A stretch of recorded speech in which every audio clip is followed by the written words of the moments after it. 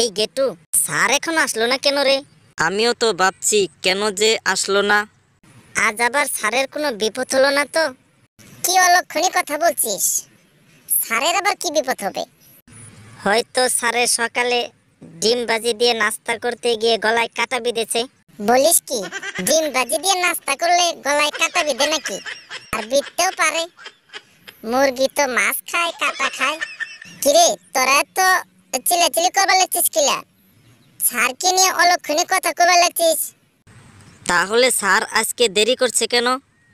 Sir তো কোনো দিন দেরি করে আসে না। তাই কি তোরা চিল্লাচিল্লি করবার লাগছিস? স্যারের গলায় নাকি ডিমের কাটা বিঁধেছে?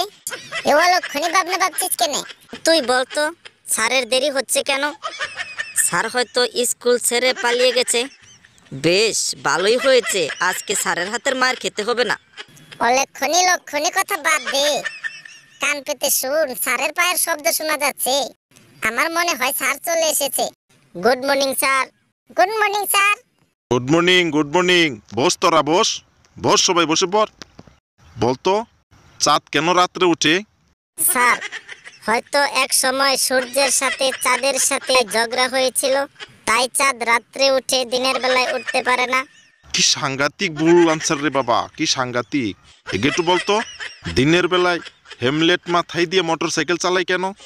স্যার, যদি হঠাৎ অ্যাক্সিডেন্ট হয়ে মাথায় আঘাত লাগে, সেই মাথাকে বাঁচানোর জন্য হেমলেট পরে থাকে, এবং ট্রাফিক আইন মেনে চলার জন্য হেমলেট মাথায় দিয়ে মোটরসাইকেল চালায়।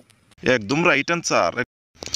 এই ফেলু, তুই বলতো, বল্টুর বাড়ির পাশে মুদিখানার দোকান থাকতে কেন 3 কিলোমিটার দূর থেকে বাজার করে নিয়ে আসে? স্যার, বল্টুর বাড়ির পাশের মুদিখানার দোকান থেকে ধারবাকিতে অনেক মালপত্র নিয়েছে। বল্টুকে ধারবাকিতে আর কোনো মালপত্র দিচ্ছে না, তাই 3 কিলোমিটার দূর থেকে মালপত্র নিয়ে আসছে।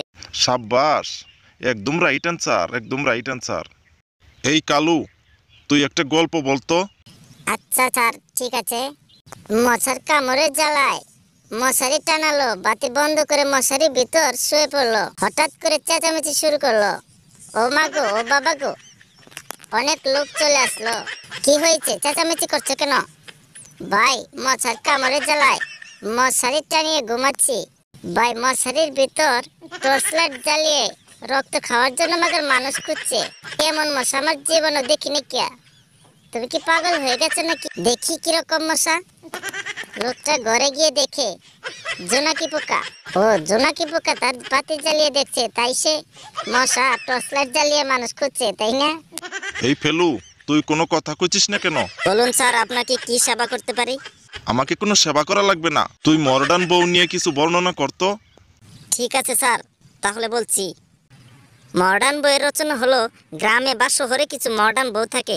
এরা ম্যামসাব নামে পরিচিত। এদের হাত পা নাক কান সবই আছে, তবে এরা গ্যারান্টি সহকারে চাপা বলে একটা জিনিস পেয়েছে। পাশের বাড়ি ভাবিকে কি শপিং করে দিল, তাই দেখে স্বামীর সাথে এসে দেশ স্বাধীন করা যুদ্ধের মতো লেগে পড়ে। শপিং তো করবেই, মাঝে মাঝে পার্লারে নিয়ে না গেলে তারা নাওয়া খাওয়া সব ছেড়ে দেয়, আর বলবে আমাকে বিয়ে করার জন্য কত ডাক্তার ইঞ্জিনিয়ার গুড়গুড় করতে করতে আত্মহারা হয়ে গেছে।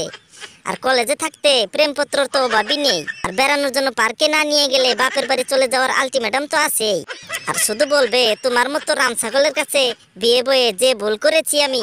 তারপর কেঁদে কেঁদে নাকের পানি চোখের পানি এক করবে আর বলবে শালা বুইরা খাটা, শপিং করে দিতে পারে না, পার্লারে নিয়ে যেতে পারে না, আবার বিয়ে করেছে। আর নারী নির্যাতনের কেস করার হুমকি দিয়ে স্বামীকে পেঁচা বানিয়ে রাখবে। বন্ধুরা, আমাদের ভিডিওটি ভালো লাগলে লাইক কমেন্ট শেয়ার করবেন, চ্যানেলটি সাবস্ক্রাইব করে পাশে থাকবেন। ভিডিওটি দেখবেন আর হাসবেন। যত বেশি হাসবেন তত বেশি সুস্থ থাকবেন। হাসতে থাকুন আর সুস্থ থাকুন। আমাদের ভিডিওটি দেখার জন্য ধন্যবাদ।